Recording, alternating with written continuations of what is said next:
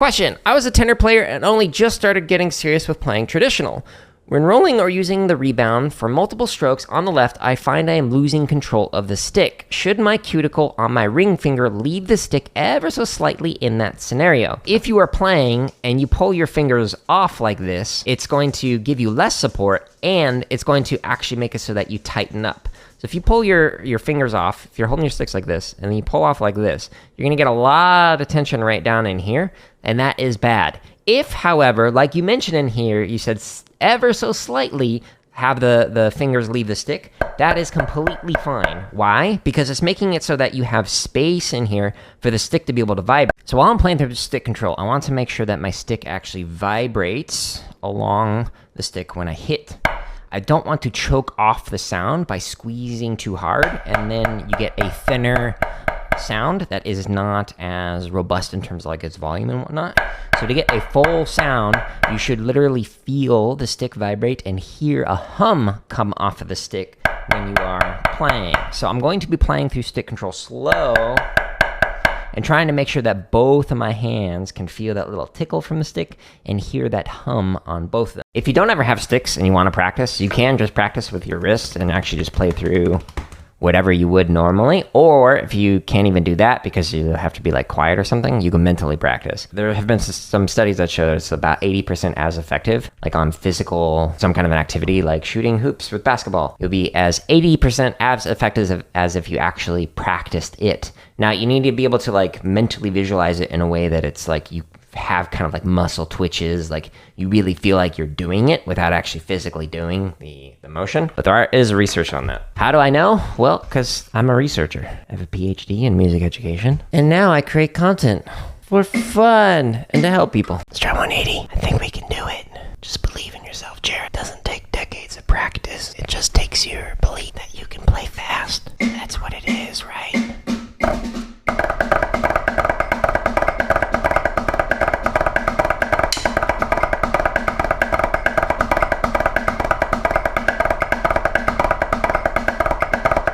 See, that was my first time ever playing drums. I just had to believe, and then I could do it. Don't buy into that narrative. It's a lie. You have to work hard to get good. I've worked with some students whenever they're playing stuff nice and slow, they try and like really force in every one of the notes, and as they get faster and faster, the technique that they're using with that tight, like over-emphasized technique where they are just like squeezing in everything, when they get fast, like it just falls apart. They're not able to get nearly as fast as they would if they just started at a faster speed to begin with. So take that fast technique, apply it to slow speeds, and use the BPMs and these timestamps to make it so that you can play in time listening in. Honestly, lessons are really, really helpful for being able to like learn from somebody who's kind of like able to give you one-on-one feedback and listen to what you're doing and going, yeah, that's great, but here's how we take it to the next level.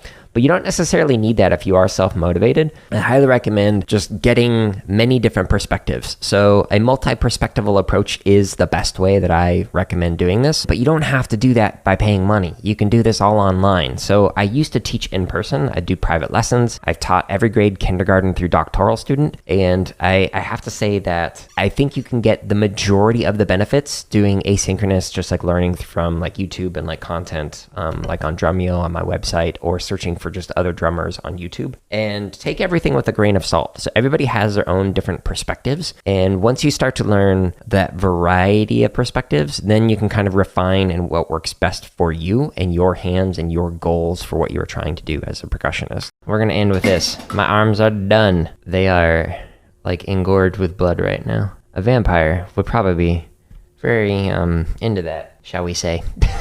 They're like, my tummy's rumbling. I'm very hungry now. When I'm working on these like accents and taps, so I'm doing this as double stops. And I'm noticing that when I'm doing the accents, I'm trying to stay nice and relaxed, okay?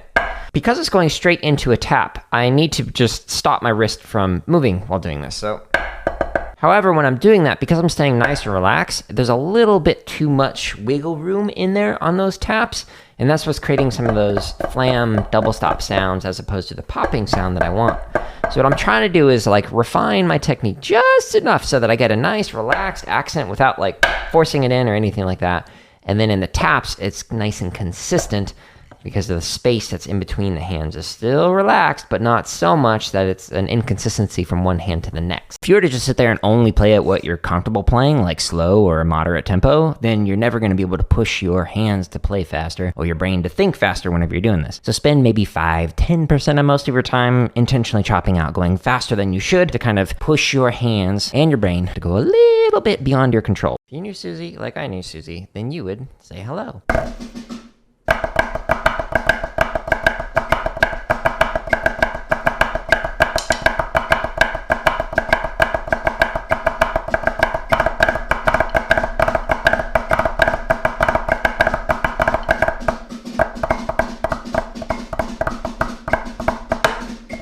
That was the alternative ending. Let's try that again.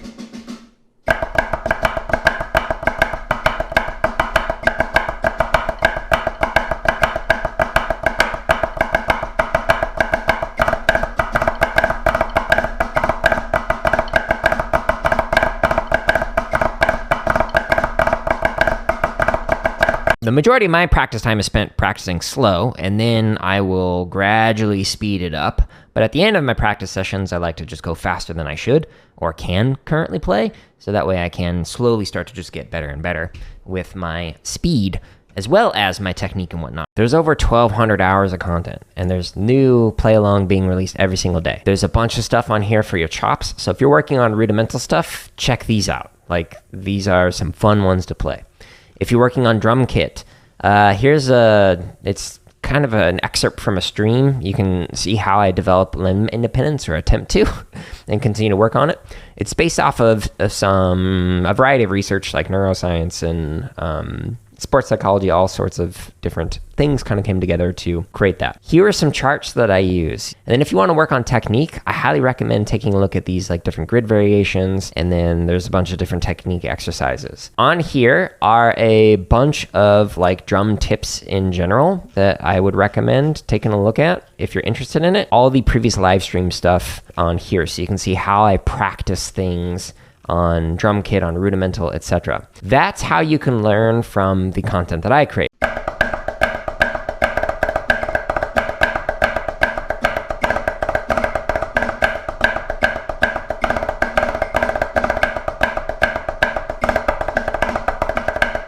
That's the cool part.